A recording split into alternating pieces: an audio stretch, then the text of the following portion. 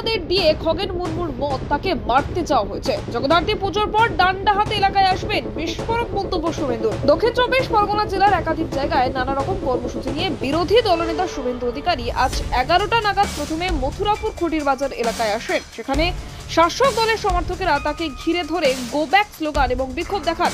সেখান থেকে পাথর প্রতিমা ব্লকের দক্ষিণ রায়পুরের পঞ্চায়েতের বৈরাগী মোড়ের উদ্যোগে কালী পুজোর মন্দির এবং মণ্ডপ উদ্বোধন করেন গেরুয়া ফিতে কেটে। বৈরাগী মোড়ে ভিড় ছিল চোখে পড়ার মতো। তবে প্রায় 1 ঘন্টার বেশি সময় ধরে সুন্দরবন সড়ক আটকে যানবাহন বন্ধ করে এই শোভায় ক্ষুব্ধ গাড়ি চালক থেকে পথযাত্রীরা। দুধারে কয়েক শতাধিক গাড়ি আটকে থাকে। বক্তব্য দিতে ওঠে বিরোধী দলনেতা শুভেন্দু অধিকারী। শাসক দলের বিরুদ্ধে বিস্ফোরক মন্তব্য করেন তিনি বলেন, খগেন মুর্মুর মত তাকে হত্যা করার চেষ্টা করা হয়েছিল 7 জায়গায় বাংলাদেশীয় রোহিঙ্গা অনুপ্রবেশকারীদের দিয়ে।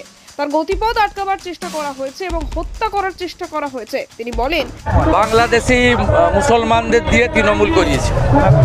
বাংলাদেশি মুসলমান রেখা গাজীর নেতৃত্বে জগদ্ধাত্রী পুজোর পর এলাকায় আসবেন, ঝান্ডা এবং ডান্ডা হাতে এলাকায় আসবেন। দেখবেন কার গায়ে কত জোর আছে। সেই সঙ্গে শুভেন্দু অধিকারীকে সাংবাদিকরা শোভন চট্টোপাধ্যায়ের প্রসঙ্গ আনায় তিনি ক্ষিপ্ত হয়ে ওঠেন সাংবাদিককে এবং তিনি রাগান্বিত অবস্থায় বেরিয়ে যান। এখানে যাতে আমি পৌঁছাতে না পারি তার জন্য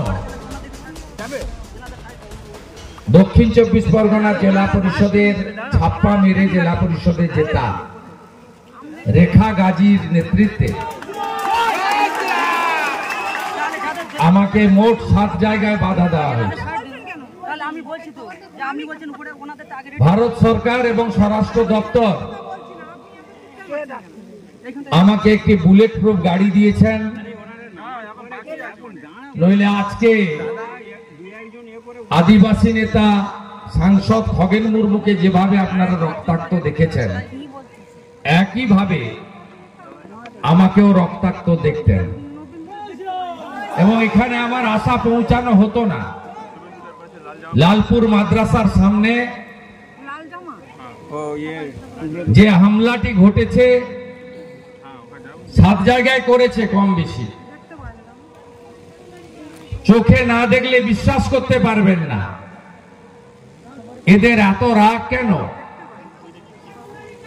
বাংলাদেশি মুসলমান রোহিঙ্গারা গোসাবা সুন্দরবন দিয়ে হু হু করে ঢুকছে, আর সর্দার প্রামাণিক মূলবাসীদের দক্ষিণ 24 পরগনা এটাকে জামাতিদের জেলা হিসেবে পরিণত করছে।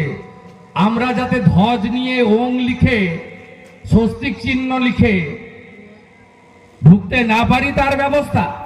দক্ষিণ 24 পরগনা থেকে গোপাল সিলের রিপোর্ট, ডিএন নিউজ বাংলা।